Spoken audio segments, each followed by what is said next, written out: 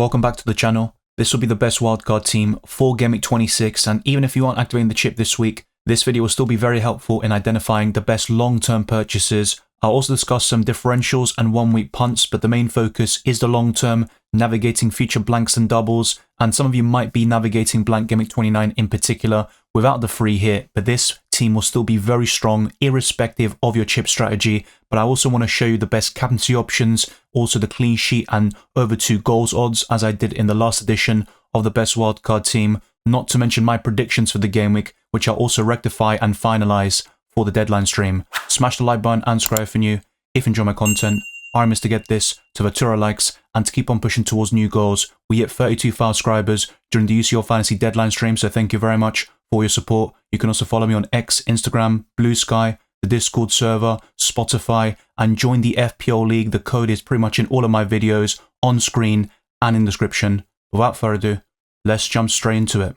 As usual, I'll be going live on Friday night for that deadline with that opening game of Leicester City versus Brentford. I'm going for a 2-1 win for the away side, but some people might be interested in going for a different sort of manager for Gameweek 26 and really targeting table bonus, and Ruud van Nistelrooy would be one such opportunity, but we've got others later in this list, of course. I've also gone for Everton 2, Manchester United 0. David Moyes has completely transformed the Toffees, and United are really struggling, both home and away, but especially at Old Trafford, their record simply isn't good enough. And of course, this game is played at Goodison Park, but I have no confidence in that Man United attack, especially without Amad Diallo for potentially the rest of the season. I've also gone for Arsenal 2, West Ham 1.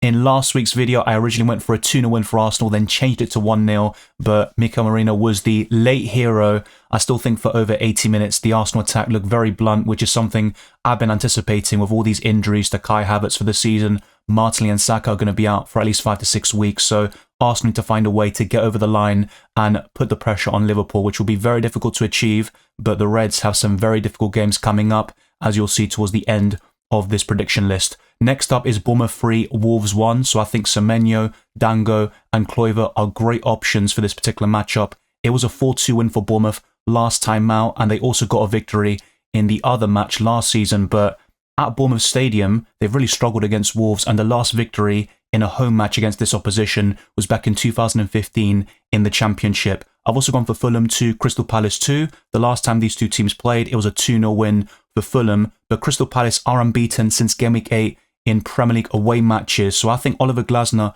could be a great option to target this table bonus. But just remember, if Aston Villa beat Liverpool on Wednesday night, and this video is recorded before that takes place, that means that Crystal Palace will not be eligible for table bonus. Of course, Oliver Glasner then will become much less appealing as a result. I've also gone for Ipswich Town 1, Tottenham Hotspur 2. So if you want to go for another sort of punt as your assistant manager, McKenna could be worth considering with potential table bonus. And Ipswich Town beat Tottenham Hotspur at their own ground, and that's 4 consecutive victories for Ipswich Town over Tottenham, dating back from 2000. But of course, that's a long time ago. And in the here and now, Tottenham Hotspur would be massive favourites, with some key players returning from injury in the 1-0 win over Manchester United. Next up is Southampton 1, Brighton 3. They drew last time out, but I do think Brighton will get the job done here, and it will be maybe a tightly contested affair with some late goals, but I would back Brighton to get over the line. They are very inconsistent and difficult to predict, and they ultimately step up against the best teams in the country at times, and then against the kind of weaker teams, they falter when you really expect them to get those victories. Aston Villa 1, Chelsea 1 is a difficult one to predict, but Chelsea have a fairly good record against the villains, and I think they can get a point at Villa Park. Newcastle 3, Nottingham Forest 1. This is probably the most difficult game to predict, and Newcastle did win the last match between these two sides, and also in the Carabao Cup on penalties, but I would favour Newcastle being at home. They've been in pretty poor form in the Premier League, but I think this is a great opportunity to turn things around, and Nottingham Forest have a lot of tough games coming up, like Arsenal, Man City shortly afterwards. And finally, speaking of Man City, I think they can get a point against Liverpool, and people did say, you're biased, you support Arsenal, you just think Liverpool always drop points, but I think I've got their predictions pretty spot on. I said they would drop points against Everton in a draw, which turned out to be the case, although quite fortuitously for Everton, you have to say. And I also thought they would win both against Aston Villa and the first game of Gameweek 25 against Wolves. The same goes for the Bournemouth match, which was seen as a very difficult opposition for Liverpool. So we'll see how it all turns out, of course. And Liverpool would be favourites going into this game, but Man City showed signs of control and real quality against Newcastle in that 4-0 victory. And of course, this video is recorded on Wednesday morning, so we'll also see how Man City get on against Real Madrid in the Champions League. That could also have a bearing on this weekend's game, but I think a draw is very likely, and both of these teams have gotten a lot of shared results over the last couple of matches, so it's a very tightly contested affair. Liverpool are the better team right now, but at the Etihad, I think City can get a point, maybe even a victory, but I think Liverpool are very tough to beat, and they are unbeaten in 15 Premier League games at the time of this recording. But let's also talk about the captaincy and the clean sheet odds, which are actually going to be taken by different websites. So with these stats in particular, the over 2 goals chances and clean sheets is taken from DraftHound, which I have recommended many times on this channel. Arsenal are top despite their woes in the attacking line with all those injuries. Their clean sheet odds is 58%, and the chance of over 2 goals is 45%, which is the highest of any Premier League team according to DraftHound. Brighton are second. They've got an even higher chance of a clean sheet than Arsenal, but the chance of over 2 goals is lower. I'd actually switch it in my opinion. I think Arsenal, clean sheet wise, would be top 3 at least in most game weeks from now until the end of the season. And I think Brighton have got a better chance of scoring multiple goals than Arsenal do at this moment in time. Bournemouth, Newcastle, Tottenham Hotspur and Brentford complete the top 6. And in last place is West Ham, which we've also seen in the last couple of editions of this new feature on this channel. But I think West Ham could cause a shock against Arsenal because the likes of Jeroboam and Kudus on their day are real quality attackers, and if Arsenal don't take the chances, we could see a repeat of last season's 2-0 win for West Ham at the Emirates, where Arsenal had 25 shots, 5 big chances. West Ham virtually had nothing, and they won the game 2-0. And people forget that towards the end of that game, David Raya made a penalty save to deny Ben Rama, otherwise it would have been an absolute battering. And in the 2 games since then, both of them at West Ham Stadium, Arsenal have scored 11 goals and just really demolished West Ham on both occasions. But without the likes of Saka, Havertz, Martinelli and all these injuries, I just don't really see Arsenal battering teams now. I think their best chance of getting results is through their defensive work and really controlling games and kind of grinding teams down with a late goal or 2 like they did against Leicester City. But before I go into the best wildcard team, and there are timestamps on this video as usual, I'm also going to show you the top 10 captaincy options at the moment. There are some surprising names in here, and it might not be what you're kind of used to, but it's nice to highlight some differentials as well, and informed players who might not really be considered for the captaincy, but I think they warrant a spot in this top 10 list. So we'll start from the bottom. Danny Welbeck makes it into this list despite missing so many games through injury, but he has made a clear impact since returning from that issue, and against Chelsea in that 3-0 win, I think he caused them all sorts of problems. But it was Minter who got player of the match, and he got the goal contributions to boot, so you might point towards him instead of Welbeck in this spot for the top 10. Visser is 9th, and you could argue in Mbumo, but I haven't been impressed with either player recently.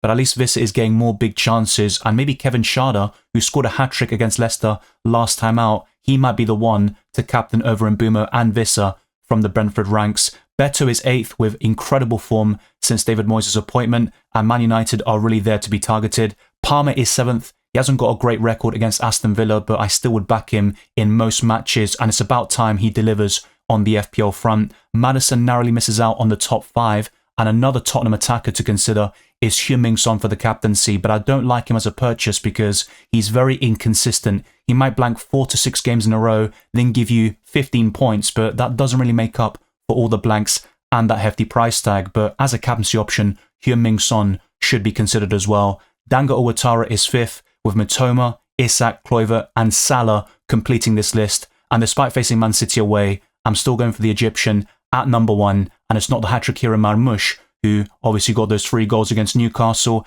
and he might be very appealing for a lot of people in the coming weeks. This could be a week to actually target the captaincy in a different direction and go against Salah. I definitely concede that. So I don't think Salah's kind of grip on number 1 is as strong as previous weeks. So if you were to go against Salah, this could be the week to do so. My squad value has increased over the last couple of days to 104.5 million overall, which does help in building the best possible wildcard team, but some people watching will have even more money at your disposal, and that means you can make a few upgrades in each position, whilst other people will maybe struggle for funds, and that's why budget options and differentials will also be considered. Let's start off with the 2 goalkeepers, and over the last couple of months, I think there are 2 clear standouts for the number 1 spot.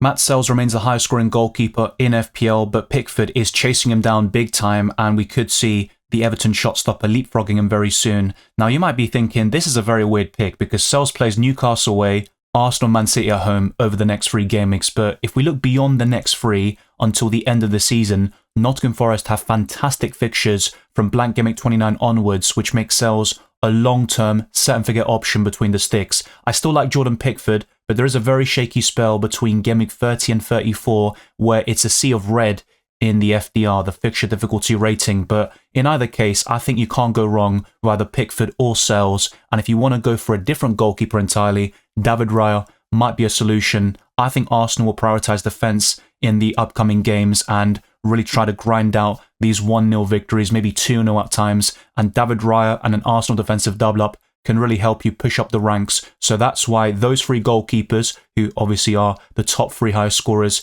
in this position, they would be great investments for your number 1 spot. But don't go for Sells and Pickford at the same time because you'll have benching headaches and sometimes leave the wrong option, so to speak, on your bench and be very frustrated. I'd rather just have one clear set-and-forget option as your number 1 goalkeeper every single week and then a cheap backup, and that hasn't changed much. I'm going for a 4.2 million option here who will always sit on your bench, and that's Areola. When Sells has a very difficult game and Areola has a good fixture on paper, for example, game week 27, West Ham host Leicester City, whilst Nottingham Forest face Arsenal, you might consider starting Areola in such circumstances, but I think generally speaking, you just go for Sells and Areola is your backup whenever needed. So that's the way I'd go about the goalkeepers. Sells, Pickford and Raya would be the podium of the best options in this position. Would you put Pickford at number 1 or perhaps David Raya? Let me know your thoughts down the comment section below. But despite the upcoming fixtures being quite tough for Forest over the next 3 game weeks, I think in the long term, they've got excellent games to look forward to.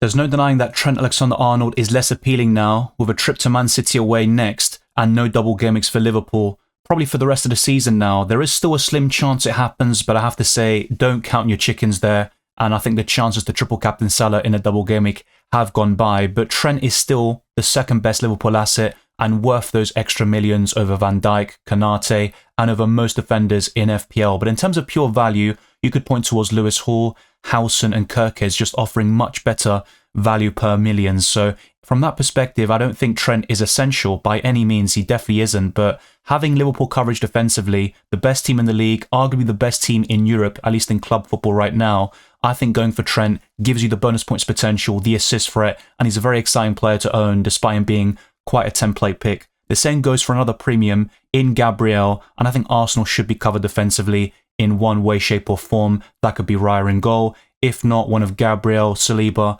perhaps even Timber. And some people have been asking me about Lewis Skelly, but he is classified as a midfielder in this game, so unfortunately that isn't really something to consider. But I have to say with Jurrien Timber, I would be slightly careful of him. He's been outstanding for Arsenal, coming off the back of an ACL injury and playing so many 90 minutes, but Ben White is now back in the fold, and over the coming weeks, I think he'll be eased back into things, and we could see Timber rested in one of these upcoming matches. He definitely deserves it, and he's really outdone himself, and he's one of the unsung heroes for Arsenal this season. But Gabriel should start virtually every single game for Arsenal from now until the end of the season, and he's got so much set-piece threat, of course. He has kind of struggled a little bit in recent matches. I think Arsenal definitely missed Saka whipping in those balls from the corners and free kicks. And of course, you still got Odegaard and Declan Rice who can do it. And Nwaneri is taking corners from Saka's side nowadays. But Gabriel can still always come up with a goal. He is a man of clutch moments, in my opinion. And he has scored against all the big teams, essentially, even at their away grounds. The only one that's missing is Old Trafford, which is on the agenda for Arsenal in the next 3 game weeks. So let's see if Gabriel can add that to his very impressive list. But let's calm down a little bit with the money spent in the defensive line. I think 2 premiums is probably the max I'd kind of go for. You could even argue 1 is enough. So Trent and Gabriel kind of cover this position already. Let's now go for cheaper options, which includes Howson, who is now 4.5 million, and you might even consider Kirkes, who is only 5 million at the moment, which might be worth the extra millions in your opinion. But when you look at bonus points, Howson has more, and in terms of points per start, Howson is just narrowly behind Milos Kirkes, who offers more attacking potential from open play, definitely, but I would say Howson is more likely to score in general because of the set pieces, and he has got goals against Man United and Tottenham Hotspur this season, which have culminated in massive returns. We're talking about 14 and 15 points in a single game week, so I wouldn't mind starting Howson in most game weeks, of course. When you've got a tough fixture on paper, you can bench him because of his price tag. It's very easy to achieve that. The same goes for Mykolenko, and if you decide to go for Pickford in goal, you might want to go for Nico Williams or maybe Milenkovic instead of Mykolenko, but ultimately, I would try to cover Everton and Nottingham Forest defensively with one option apiece, and the same goes for Bournemouth, who really help you navigate the blanks and doubles from now until the end of the season. So you're looking at blank game week 29 and 34, and the double game weeks in 32, 33, and potentially game week 36 as well. And despite the fact that this player will blank in game week 29, I still think Daniel Munoz is an outstanding option. He blanked in game week 25, but you can forgive him for that. After all, he had a very impressive run of FPL returns recently for the clean sheets and the assists, and I think he's worth the extra millions over Lacroix and also Mark Gay. So Munoz offers outstanding value, but if you aren't free hitting in 29 and you're in a position where you've got so many blank players as well, you might have to be very mindful about picks like Daniel Munoz, because you need as many bodies as you can get for that blank game week, and without the free hit, it can be very difficult to navigate these kind of blanks and doubles simultaneously and having a great foundation for the long term. Let's cut right to the chase. Mohamed Salah makes it into the best wildcard team for the upteenth time this season. He's basically always going to make it into these squads, but there is going to be this debate very soon around blank game week 29 and possibly 30 about selling Salah and going to Erling Haaland, who will face Brighton at home and Leicester at home in back-to-back game weeks, while Salah would blank. And then you look at the upcoming fixtures and they aren't particularly great. So we'll get to that when the time comes. But for now, I would still be going for Salah on the wild card with any chip you use, and with free transfers. If you don't have him, I'd still be buying him in at this point in time. You could say it's too late, but better late than never, right? That is the motto. I think Salah has to be in your team, and it's very rare for me to say a player is essential, but just look at the stats, even the underlying numbers, they're all fantastic. But the next player was kind of close to Salah early in the season, and definitely in the last campaign where he took the Premier League by storm, but he has been very disappointing recently, and he is one of the most sold players ahead of Game Week 26, which I covered in my Transfers podcast, and that's Cole Palmer. But I would not be selling him when he's got the likes of Leicester and Southampton at home over the next 3 game weeks. If he blanks in the next 3 matches, then fair enough. I think he is very sellable around Game Week 29 when he faces Arsenal away, and then you look at the fixtures, they aren't the greatest for Chelsea from that point onwards, but I think Cole Palmer is still worth holding on to with this chip and also with your free transfers, and these 2 midfielders are by far the best options in FPL. Mbeumo does make it into this wildcard team again, but I am losing a bit of patience with him. But against Leicester away, definitely don't sell him now. You want to give him that opportunity. The same goes for Vissa up front, and then we can reassess. But I still think he is the 3rd, possibly the 4th best midfielder in FPL. But you could argue that Justin Kluivert is now in that podium, and he's got the bronze medal of the best midfielders in Fantasy Premier League. And on current form, he might even be 2nd above the likes of Cole Palmer. You look at his value as well. He offers outstanding value at that price. 5.9 million. He's on penalties. He's facing Wolves next. He scored a hat-trick against them in the last meeting, albeit all of them were penalties. And I know Dango Ouattara is a great option at that price, playing down the middle for Bournemouth in the absence of Evanilson. And you've also got Semenyo, who has been fairly consistent in the big games, for example. But I would go for Justin Kluivert as my Bournemouth midfielder. And I honestly wouldn't mind doubling up on the cherries, and Dango Ouattara does make it, and it's mainly because of a value perspective. Now, if you want to go in a different direction, Wanyeri at 4.6 million would be a great choice, actually. And you've also got Morgan Rogers, although I wouldn't be looking to buy him on the wildcard right now. And for those that have a lot of funds available, maybe Matoma as a low-owned differential at 6.3 million. That could be a great punt against Southampton away. The following fixtures aren't particularly great, but Brighton do step up against the best teams in the country. They've got Bournemouth and Fulham at home shortly afterwards, and then Man City away. Mitoma can produce in those matches. His low ownership makes him very enticing, but Dango Ouattara has 3.3% ownership at the time of this recording.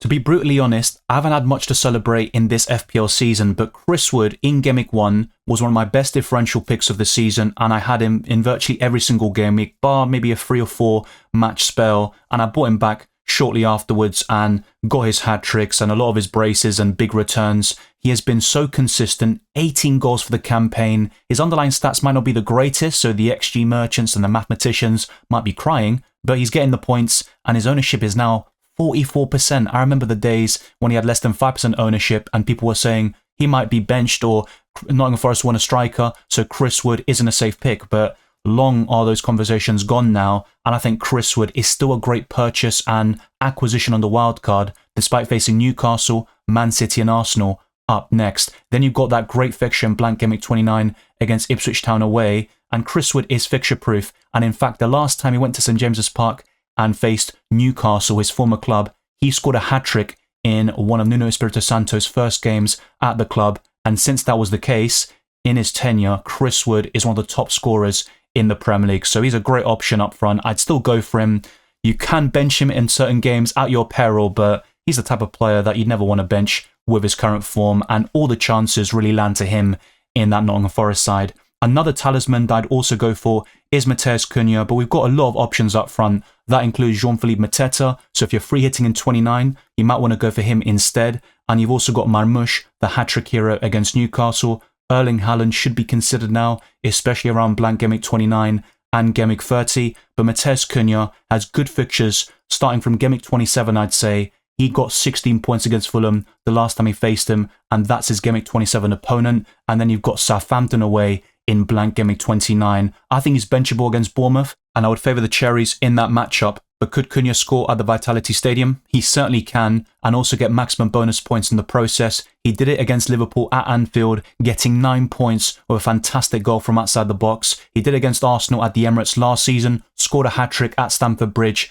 He is fixture-proof and a great option in the forward line. And the same goes for Alexander Isak. I think his hot streak has definitely ended, but he is still worth investment, and for those that have a lot of value tied up in him, it's worth benching him in blank Gameweek 29, for example, or using the free hit and keeping Isak for the long term, because Newcastle will double in Gameweek 32. The same goes for Crystal Palace, and that's where Munoz can be very important as well, and you can start to add more Newcastle and Crystal Palace players after blank Gameweek 29. Lewis Hall at the back, maybe you go for Eddie Howe or Oliver Glasner as your assistant manager around Gameweek 31 to 33, and you can also go in a different direction with the likes of Anthony Gordon and Eze in the midfield. But that is the best 50-man squad on the wildcard. There are a few positions which you can tweak to your liking. Are you free hitting in blank Gameweek 29 or not? Perhaps you've used the chip already. Do you have the triple captaincy in your back pocket? Are you going to use the assistant manager around Gameweek 31 to 33? Maybe the bench boost in 33 or 36? All of these factors are very important, not to mention how many transfers you have available, but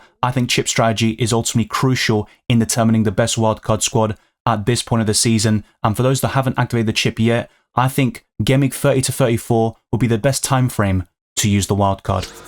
Using the website FPL Team, I can visualize the starting 11, and it's a great resource for comparing chip strategies and transfer plans. And in terms of Arne Slot, you can ignore him. I've got him active, and I used the chip back in Gameweek 24, so this will be the last Gameweek where the assistant manager is actually active for me, and I'll discuss my plans in my team selection video, because Arne Slot could be on the chopping block, but Sells is in goal and Ariel is the backup. The defensive line includes Trent, Gabriel and Howson, and you could make a case of starting Munoz or Mikalenko over Trent Alexander-Arnold this week. The midfield five has Salah, Mbumo, Palmer, Kluivert and Dango Ouattara. If you've got the funds, you might want to consider Mitoma and diversifying your midfield a little bit. And the front line has Chris Wood and Isak up front, and Matheus Cunha is first on the bench. I don't like doing it, to be quite honest with you. I think benching any of these attackers will always be difficult, and there could be a lot of bench points because this team has a lot of squad depth. With the captaincy, Salah takes the armband and Kluivert has the vice, but you can go against the Egyptian this week,